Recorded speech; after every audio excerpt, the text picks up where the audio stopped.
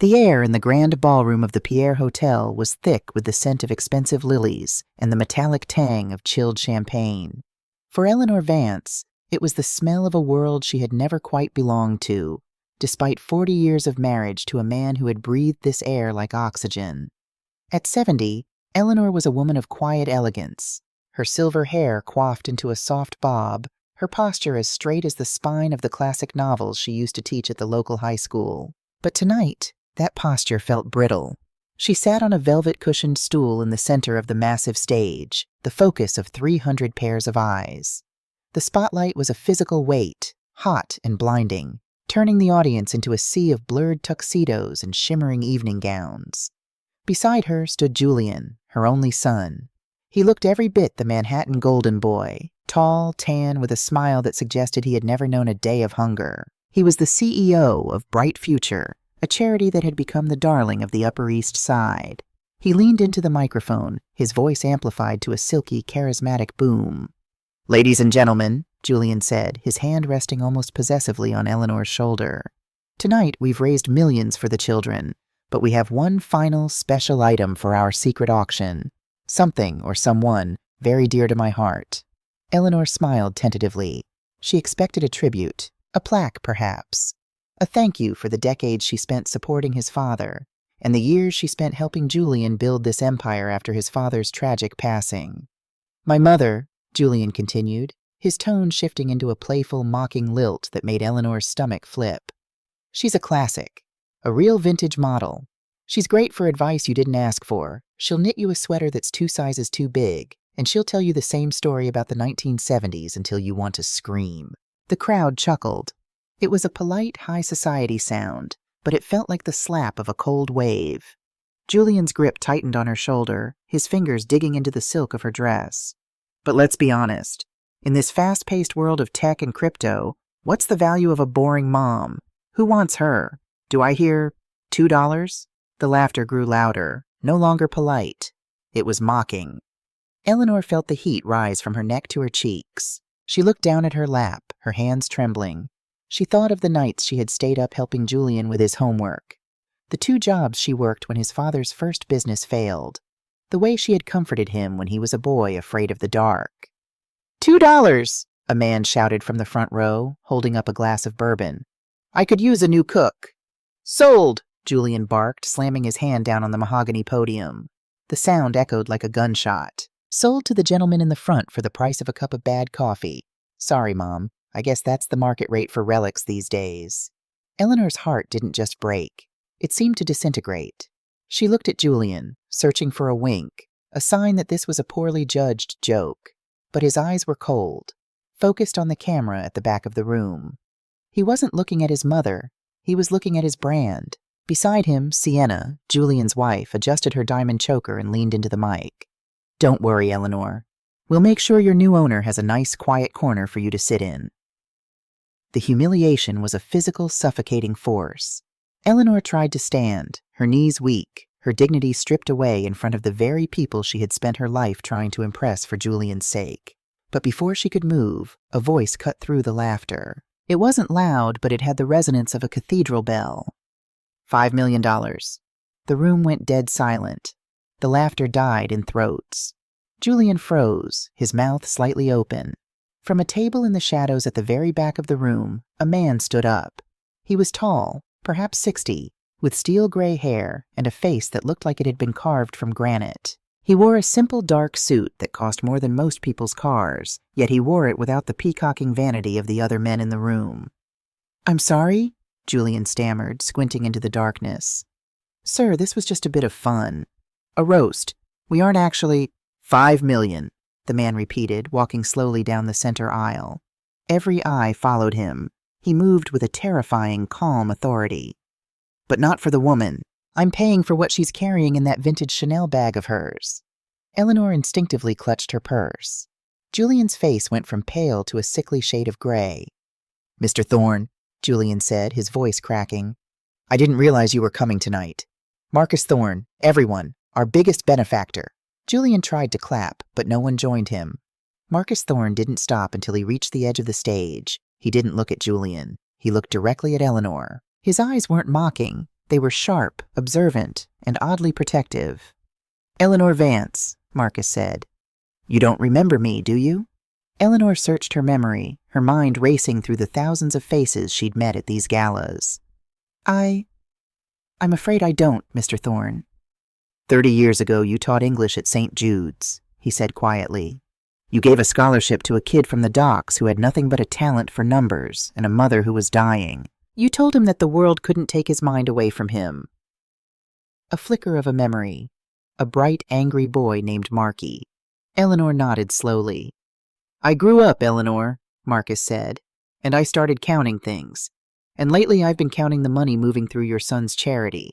It's funny how the numbers don't add up." Julian stepped between them, his charm replaced by a desperate, aggressive energy.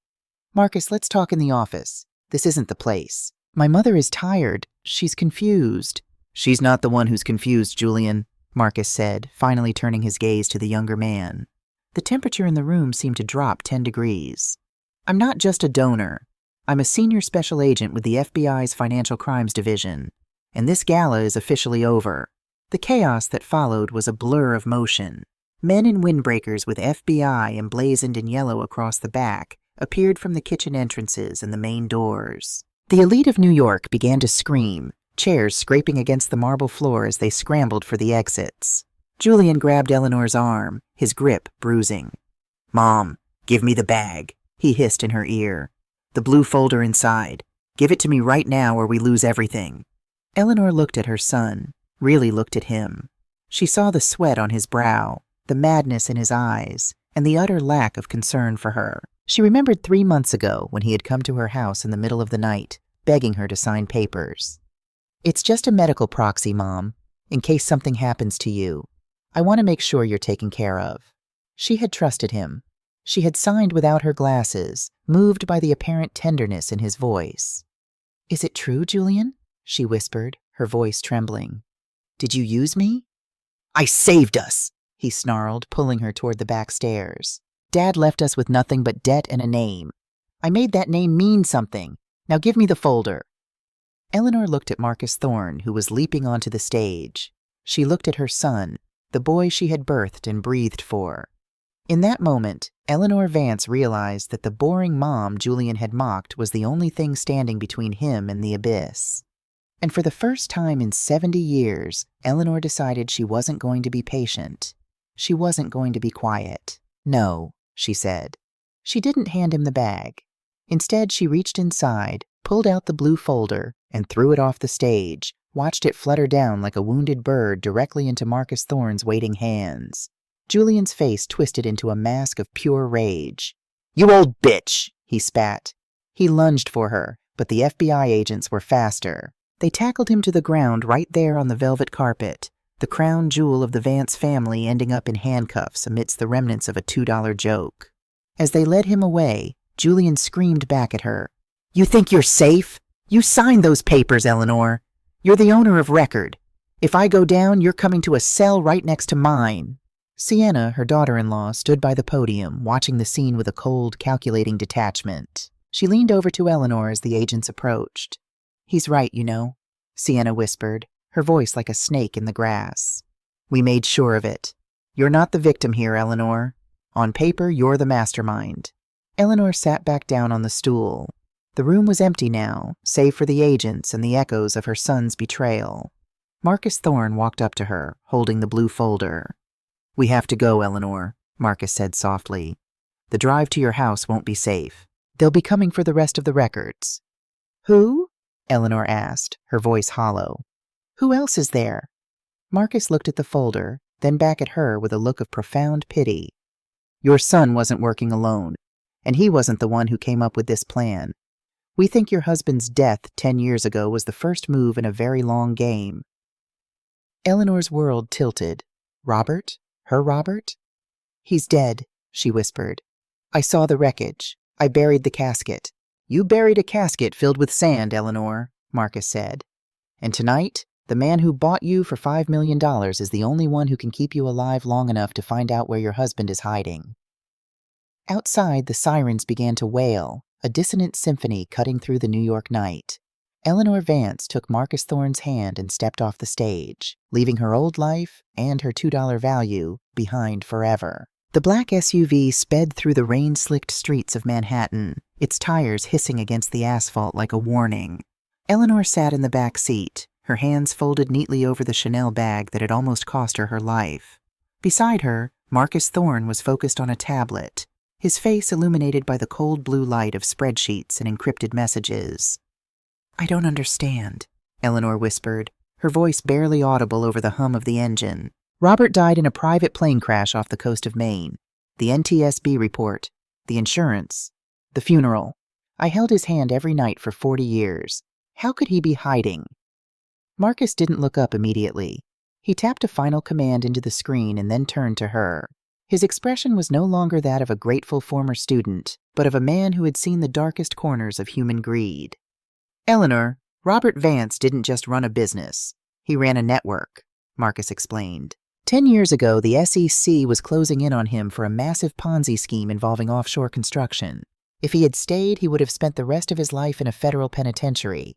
But if he died, the investigation would stall, the insurance would pay out millions to his distraught widow, and the money he had already stolen would be clean. "But I never saw that money," Eleanor protested, her heart hammering against her ribs. "Julian and I struggled. We nearly lost the house in Scarsdale.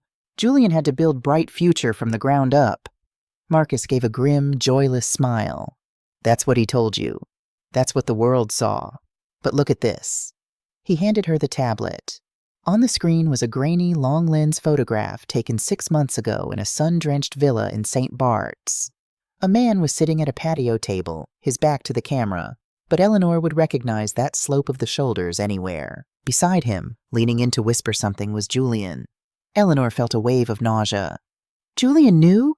All this time he knew his father was alive? Julian didn't just know, Marcus said. He was the courier. Bright Future wasn't just a charity, Eleanor. It was a laundromat.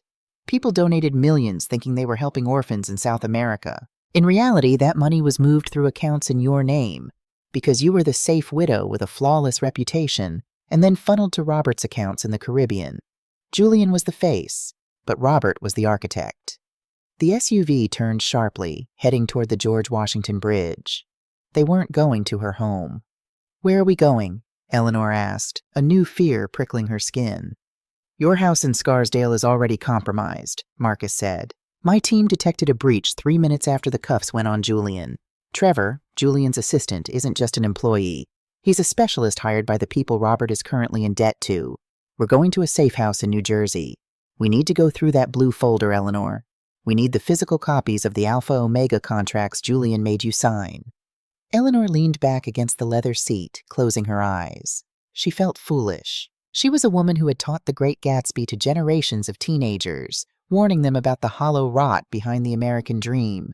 Yet she had missed the rot in her own living room. "He called me boring," she murmured. "What?" Marcus asked. "Julian, on that stage. He called me boring. He said I was a relic." Eleanor opened her eyes, and for the first time they weren't filled with tears. They were filled with a cold, sharpening clarity. "He didn't say it because he believed it. He said it to diminish me, to make sure no one in that room, including myself, ever looked at me as a person with agency. If I'm just a boring old woman, I'm invisible, and invisible people make the best accomplices." Marcus watched her, a look of respect growing in his eyes. "You're starting to see it. That's good, because the people we're dealing with aren't just greedy, they're predatory." They arrived at the safe house, a nondescript suburban home at the end of a quiet cul-de-sac, just as the sun began to bleed a pale, sickly gray over the horizon. Inside, the air was stale, and the furniture was covered in plastic sheets. It was a house designed to be forgotten. Marcus led her to a kitchen table and held out his hand for the blue folder. Eleanor laid it out, her fingers smoothing the edges of the paper. As they went through the documents, the scale of the betrayal became clear. Julian hadn't just used her name for accounts. He had made her the primary officer of a logistics company called Vance Global Transit. "Look at the dates, Eleanor," Marcus pointed to a signature page. "This was signed 2 weeks after your 69th birthday, the day Julian took you to that spa in the city." Eleanor remembered that day. She had been so touched. Julian had told her he wanted her to feel pampered. While she was waiting for her massage, he had brought her a standard release form for the spa's insurance. "I signed it while I was in a robe," she whispered, a shudder of revulsion passing through her. "I didn't even have my glasses. I trusted my son." "And here," Marcus flipped to the last page. "This is a transfer of assets. If Julian is ever incapacitated or arrested, the entire legal liability of Vance Global Transit falls on the majority shareholder. That's you, Eleanor. He didn't just use you as a shield. He built a trap door. If the FBI came knocking, he was going to drop you through it and disappear to join his father." The silence in the kitchen was heavy. Eleanor stared at her own signature, loopy, elegant, the signature of a woman who believed in the goodness of family. It looked like a death warrant. Suddenly, Marcus's phone buzzed. He stepped away to take the call, his voice low and urgent. Eleanor watched him, noticing the way his hand hovered near the sidearm holstered at his waist. When he returned, his face was grim. "Julian is talking," Marcus said. "Is he confessing?" Eleanor asked, a flicker of hope in her heart. "No," Marcus replied. "He's doing exactly what the contract was designed for. He's telling the U.S. attorney that he was just a figurehead. He's claiming that you are the one who has been in contact with Robert. He says you were the one who forced him to use the charity to move the money because you couldn't give up the lifestyle you had with your husband." Eleanor gasped, the air leaving her lungs as if she'd been punched. "He's blaming me? He's actually telling them I'm the mastermind?" "He's playing the victim of a domineering mother card," Marcus said. "And the problem is, Eleanor, on paper, it looks plausible. You're the one with the signatures. You're the one who received the insurance payout 10 years ago. You're the one who owns the accounts. But I don't have the money. We know that. But the law follows the ink, not the intent." Marcus leaned across the table. "Eleanor, I can protect you from the physical threats. I can keep you out of the reach of Robert's creditors. But I can't protect you from the justice system unless we get something bigger than Julian. We need Robert." Eleanor looked at the blue folder. She felt a strange, cold sensation. It was as if the woman she had been, the teacher, the wife, the boring mother, was being stripped away, leaving something harder and more dangerous underneath. "Julian thinks I'm a relic," Eleanor said, her voice steadying. "He thinks I'm a story from the 1970s that never ends. Well, he's right about one thing. I know how those stories ended. People in my generation knew how to keep secrets, and we knew how to find them." She looked at Marcus. "There is a second folder. Robert had a safe in the basement of our old house in Connecticut. He told me it was for rare coins. He never gave me the combination, but he used to use our wedding anniversary for everything. Except he didn't use the day we were married." "What did he use?" Marcus asked. "The day he proposed," Eleanor said, a bitter smile touching her lips.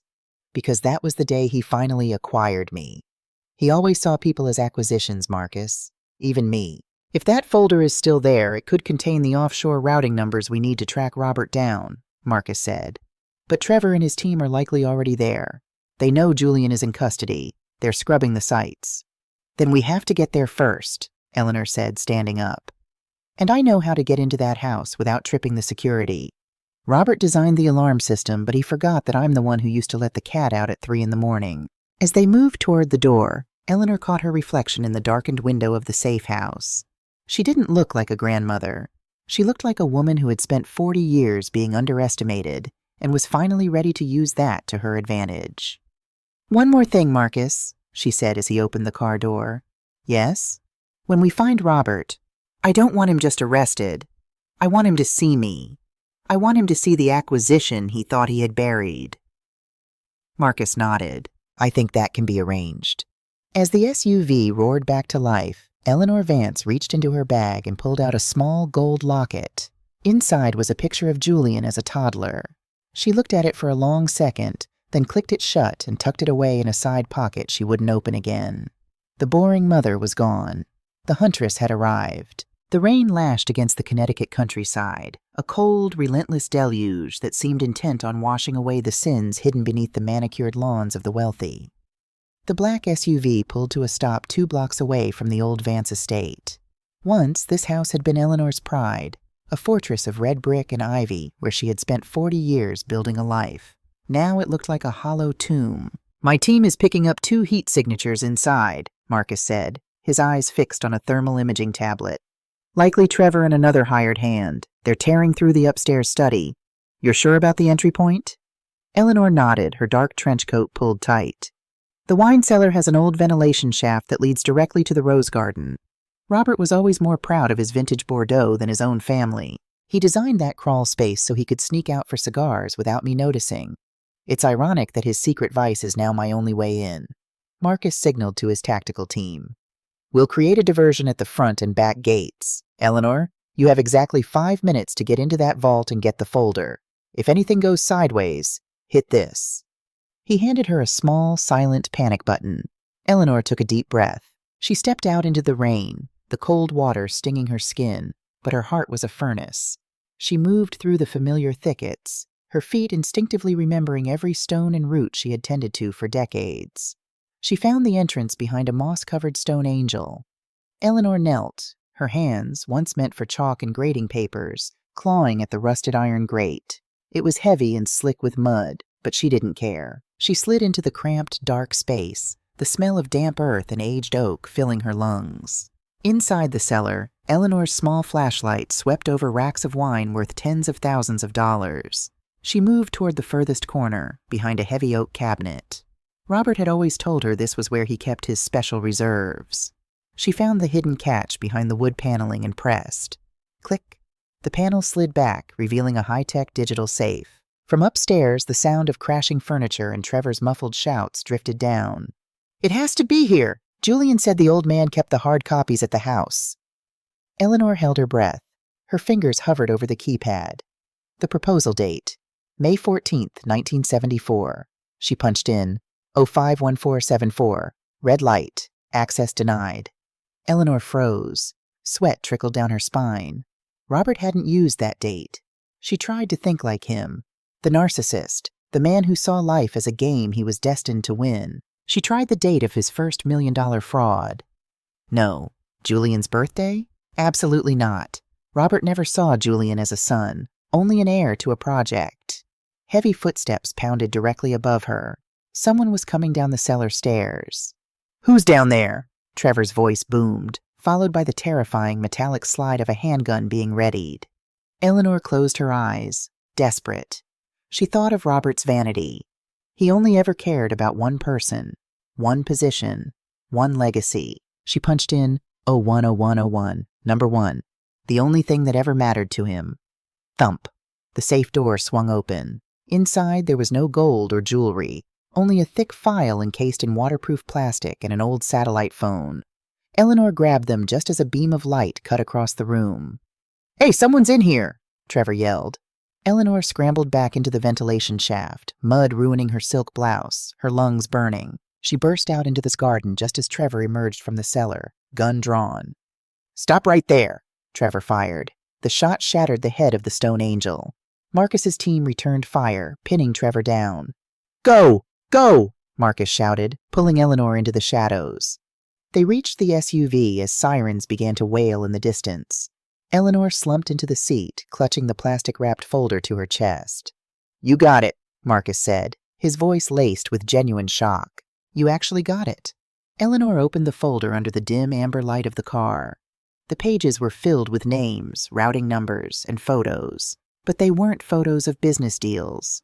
They were photos of her. Eleanor sleeping. Eleanor at the grocery store. Eleanor teaching. Each one was annotated in Robert's sharp, cold handwriting. Stable asset. Tier 1 shield. Easily manipulated. But the final page was the true dagger. It was a secret codicil to a trust. Robert had arranged that in the event of his death, the vast majority of the laundered funds wouldn't go to Julian. They were set to be transferred to a private account held by Sienna, her daughter-in-law. The twist hit Eleanor like a physical blow. Julian thought he was the partner. He thought he was the heir. But Robert had been grooming Sienna all along. Sienna was younger, colder, and shared Robert's sociopathic lack of empathy. Sienna, Eleanor whispered. She wasn't just Julian's wife. She was Robert's eyes and ears inside my own home. Marcus looked at the documents. This explains why she was so calm when Julian was arrested. She knew he was going to prison, and she was the only one left to collect the prize. The satellite phone in Eleanor's hand suddenly vibrated. An unknown number flashed on the screen. Marcus signaled her to answer and put it on speaker.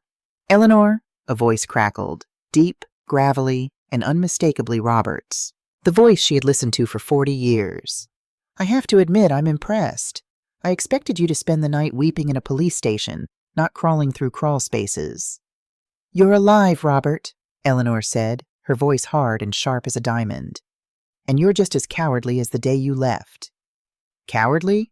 No, I'm a realist," Robert chuckled. "You've taken something that doesn't belong to you, Eleanor. That folder is my exit strategy. Hand it over to Sienna, and I'll ensure you have a very comfortable, very quiet retirement in the countryside.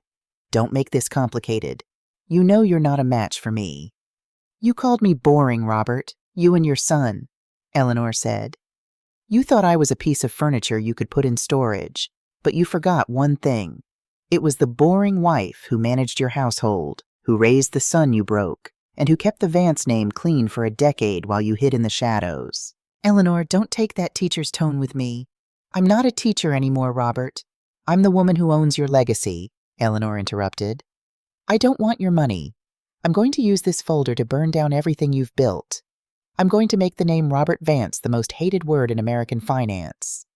"You wouldn't dare," Robert hissed, his confidence flickering. "Julian will rot in a cell if you turn that over." Eleanor looked at the locket in her bag, the picture of Julian as a toddler. She thought of him on that stage, auctioning her off for $2. She felt a profound, cold peace. "Julian signed his own death warrant the moment he put a price tag on my dignity," Eleanor said. "And as for you, Robert, enjoy the dark, because I'm coming to turn the lights on." She cut the call and looked at Marcus. "We need to find Sienna. She's the final link, and I know exactly where she'll go to collect the first transfer." Marcus Thorne looked at the woman beside him. She wasn't a victim anymore. She was a grandmaster who had been playing a different game all along. "What's the plan?" Marcus asked. Eleanor smiled, a cold, elegant expression. "Sienna loves a spectacle. She loves power. So let's give her a performance she'll never forget." The SUV roared into the night, heading toward the heart of Manhattan. Eleanor Vance was no longer running. She was hunting. The penthouse at the Pierre was exactly as Eleanor remembered it, cold, sterile, and smelling of overpriced lilies. Sienna stood by the floor-to-ceiling windows, the city lights reflecting in her eyes like jagged glass. She was holding a champagne flute in one hand and a burner phone in the other. She didn't look like a grieving wife. She looked like a woman who had just won the lottery. "I expected the FBI, Eleanor," Sienna said, not bothering to turn around. "I didn't expect a schoolteacher with mud on her shoes." Eleanor stepped into the room, her silhouette sharp against the white marble. Marcus and his team were silent shadows in the hallway, waiting for the signal. "The schoolteacher is retired, Sienna," Eleanor said, her voice steady. "And the mud? That's from the grave you and Robert dug for me. I decided not to stay in it." Sienna turned, a mocking smile playing on her lips. "Julian was always so dramatic. He wanted to humiliate you for the art of it. But Robert? Robert is practical. He knew that as long as you were the face of the scandal, the money could move through the back door. And that back door belongs to me now." "You really think he'll let you keep it?" Eleanor asked, walking toward the center of the room. "Robert doesn't have partners. He has tools. Julian was a hammer. I was a shield. And you? You're just a suitcase, Sienna. Once you've moved this money, he'll discard you just as easily as he discarded us." Sienna's smile flickered. "I'm not Julian. I have the encryption keys. He can't move a cent without me." "And I have the hard copies," Eleanor countered, holding up the blue folder. "The ones that link the Vance Global Transit shipments to the exact GPS coordinates of Robert's villa in St. Bart's.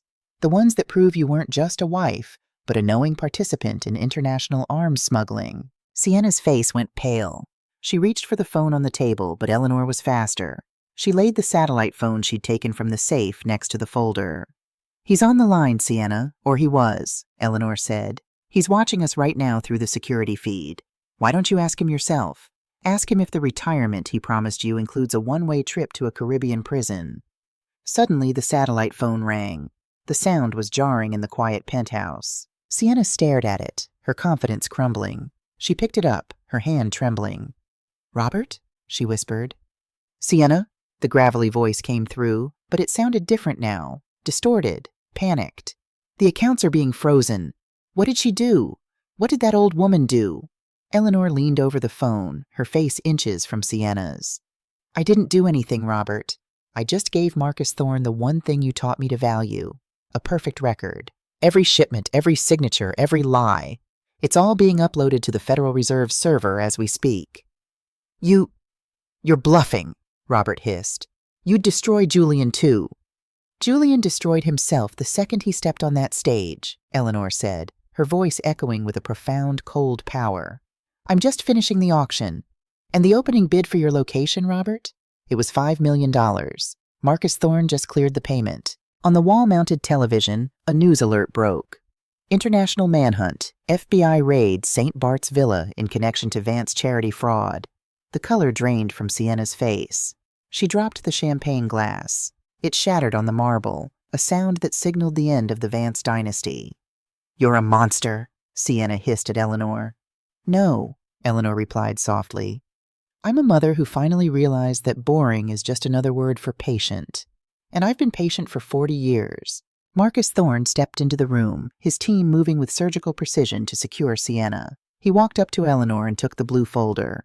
We got him, Eleanor, Marcus said. They picked him up on the tarmac. He was trying to board a private jet to South America. Eleanor nodded.